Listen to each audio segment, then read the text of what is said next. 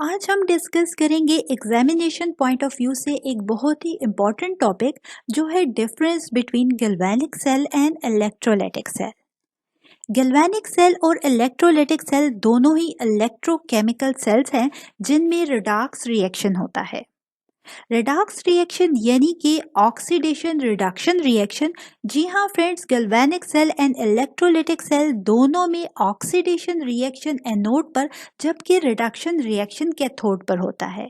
लेकिन फिर भी इन दोनों सेल्स के दरमियान बहुत सी डिफरेंसेस मौजूद हैं।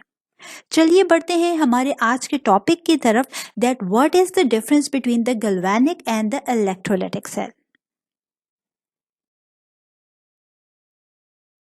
Galvanic cell and electrolytic cell दोनों ही इलेक्ट्रोकेमिकल सेल हैं, लेकिन गैल्वेनिक सेल कन्वर्ट करता है केमिकल एनर्जी को इलेक्ट्रिकल एनर्जी में, जबकि इलेक्ट्रोलाइटिक सेल कन्वर्ट करता है इलेक्ट्रिकल एनर्जी को केमिकल एनर्जी में।